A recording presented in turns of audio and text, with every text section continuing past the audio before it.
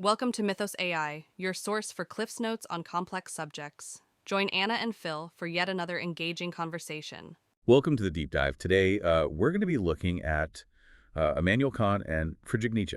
And we're going to be going through this paper that was provided to us, Beyond the Categorical Imperative, Kantian Reflections on Thus Spoke Zarathustra, to get into the really meaty disagreements between these two titans of Western philosophy.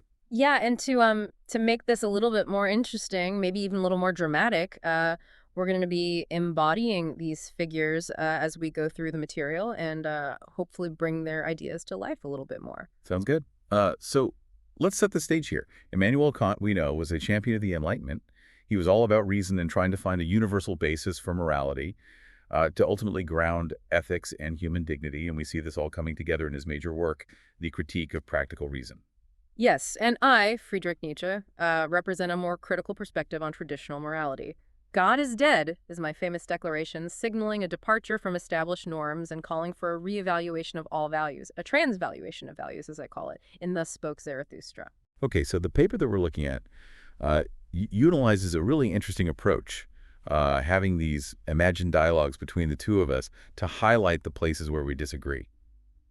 So let's start with the first point of contention, the whole question of morality and ethics. Well, go on, Kant. Lay it on me. Well, for me, morality has to be universal, something that applies to everyone equally, has to be based in reason. And if we're going to have a fair system that prevents people from just, making self-serving exceptions, morality has to be grounded in something solid. Okay, so tell me, how do we figure out what this universal morality is? Well, we use the categorical imperative, this idea that we should only act according to maxims that we could universalize, that could be laws that everyone follows. The categorical imperative. Sounds nice on the surface, but it strikes me as, well, an illusion. This idea of a universal morality that's just the herd trying to enforce its values on everyone. It stifles the creativity and the power of the truly exceptional individual. Each strong spirit has to create its own values. But without a shared understanding of morality, some framework that we can all agree on, wouldn't society just dissolve into chaos? Wouldn't the strong just exploit the weak? You presume that strength always leads to exploitation. True strength, the strength of the Übermensch, the overman, doesn't need to dominate others. It expresses itself in creation, in overcoming every limit, in shaping one's own fate. You keep mentioning this Übermensch. Maybe explain that a little bit more for our listener. The Übermensch, he is the one who transcends conventional morality, the one who embraces self-mastery, not through following some external rules, but through relentless striving, through creating new values. He is the one who overcomes himself, the limits of conventional thinking, the morality of the masses. He creates, he destroys, and above all, he is free. And that brings us right to our next point of disagreement, freedom. I believe that true freedom is actually autonomy. Being able to choose to follow the moral law using your reason, this frees us from all those base desires and puts our will in alignment with those universal principles. You call that freedom? Sounds like obedience to me. No, true freedom comes from the will to power, the drive to break every boundary and create those new values. The Übermensch, as I said, he goes beyond conventional morality. He doesn't need external rules. He finds mastery in relentless self-realization, in creating new values. Well, let's move on to an even bigger question. God. Now, we can't prove God exists, but the idea of God is necessary for moral faith. It provides a foundation for meaning and hope, something beyond the limits of our human reason. God is dead, and that's not just me being an atheist. It's a recognition that we have to abandon reliance on all external authorities.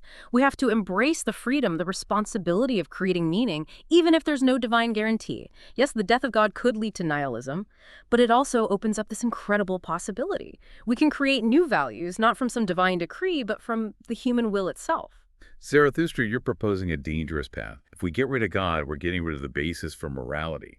Without God, how can we know right from wrong? How do we find meaning if there's no absolute truth? You're clinging to comfort, Kant, to that illusion of certainty. There's no comfort in truth, only challenge. The death of God isn't some tragedy, it's a liberation. Humanity finally comes of age, shakes off that childish dependence, and takes on the responsibility of creating its own values. You're bold, Zarathustra, but also a little reckless. I think you underestimate how fragile the human spirit really is. And you overestimate its weakness. Maybe we'll see. But for now, let's move on to our last big disagreement in this section. How we measure what it means to be human. Every rational being has inherent dignity. We deserve respect, to be treated as ends in ourselves. Our moral worth comes from doing our duty and respecting others. It's a principle that applies equally to all rational beings. This inherent dignity you talk about, I see it as a way to hold back those who are truly exceptional. These last men, so content in their mediocrity, they represent the stagnation of the human spirit. No, true greatness is about rising above the herd, embracing risk, and striving to become the Übermensch. You mistake ambition for greatness. True greatness is in recognizing the inherent worth of every single person, not trying to rise above them. It seems we've reached a standstill here. Our views on what it means to be human are just as far apart as our views on morality, freedom, and the divine. Indeed. But our conversation has just begun. There's so much more to explore in this paper, in this clash between our two philosophies. Well, then let us continue and see where this philosophical journey takes us. This debate we're having, it's not just, some abstract philosophical game. It really gets to the heart of how we understand ourselves, how we relate to others, and our place in the whole scheme of things. So let's see how these different perspectives actually play out when it comes to society. Right. So for me, emphasizing these universal moral laws, it leads to a vision of society that's built on things like justice, equality, and respecting individual rights. Okay, sounds good. But how do you square this idea of equality with the obvious fact that people are different? We have different talents, different strengths, different desires. Equality doesn't mean everyone has to be exactly the same. The categorical imperative isn't saying we all have to be identical, just that we treat each other with respect and dignity, recognizing that everyone have inherent worth. You keep saying inherent worth, but I just don't see it in the world. Look around. The weak get taken advantage of. The strong come out on top. That's just how things work, the natural order. And you're saying we should just give up on trying to make things better. Yeah. Just accept that the strong will always dominate. Not at all. I'm saying that real justice comes from recognizing natural hierarchy, not from imposing some artificial equality. The strong should lead, the weak should follow. That's not exploitation. It's just, as I said, the natural order. That's a dangerous philosophy, Zarathustra. Yeah. If we follow your natural order, we'll just end up with chaos and oppression. The categorical imperative, it gives us a way to build a just society, a society where everyone's rights are protected, whether they're strong or weak. Rights. What are these rights you're so fond of? Just illusions.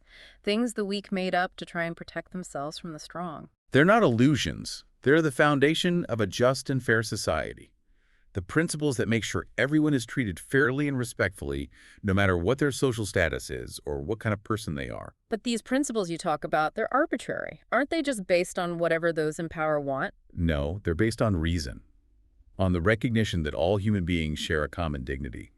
The categorical imperative gives us that rational basis for morality, a morality that's above the whims of those in power. Reason. You put too much faith in reason, Kant. Reason is just a tool. You can use it for good or evil. In the end, it's the will to power that really determines how things go. You have to admit that reason has a role to play in guiding the will to power. Without reason, we're just animals, controlled by our basest urges. Reason can guide, sure, but it can also hold you back. It can get you to the truth, but it can also blind you to it. The will to power, unconstrained by reason, that's the true source of human greatness. I don't like your vision of greatness, Zarathustra. It's a vision that puts power above justice and compassion. You see cruelty where there's just strength, Kant. The Übermensch isn't a tyrant. He's a creator. He doesn't use power to exploit others, but to break his own limitations, to remake the world in his own image. A world made in the image of the Übermensch. That's a frightening thought. Who's to say this new world will be any better than what we have now? It'll be a world without those chains of conventional morality.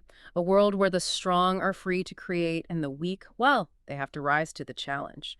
It will be a world of constant struggle, a world of endless becoming. A world of chaos, you mean? Yeah. A world with no stability, no order. Order that's forced on you from the outside isn't real order. True order, it grows organically out of this dynamic interplay of forces that struggle between the will to power and whatever tries to hold it back.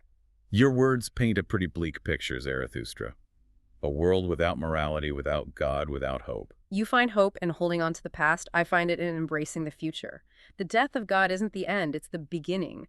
It's a new age for humanity, an age of freedom and self-creation. You talk about freedom, but all I see is the freedom to dominate and be dominated. Real freedom is the freedom to create yourself, to break those limits, to become something more than what you are. It's the freedom to embrace that will, to power, to shape your own destiny. That's a dangerous kind of freedom, full of risks.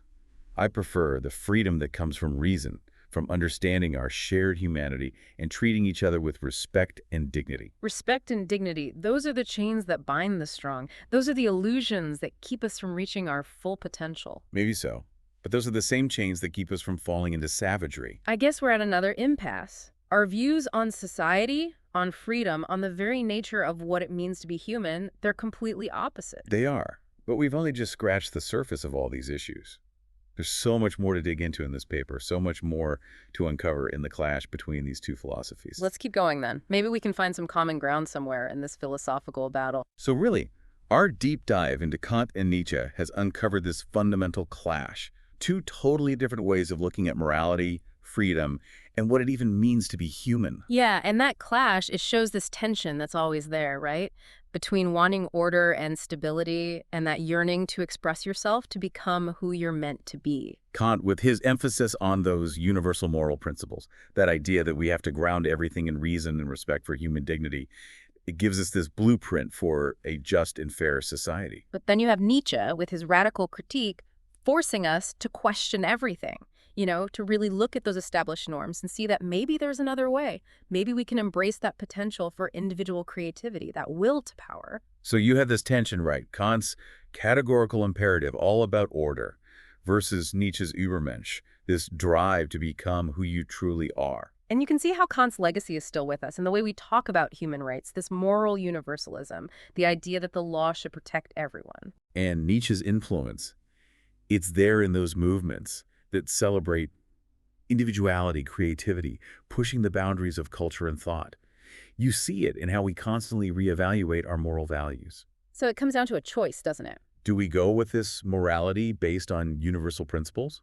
This belief that every rational being has inherent dignity? Or do we go beyond those limits, those conventions, and embrace the uncertainty, the risk that comes with creating yourself, with striving for something exceptional?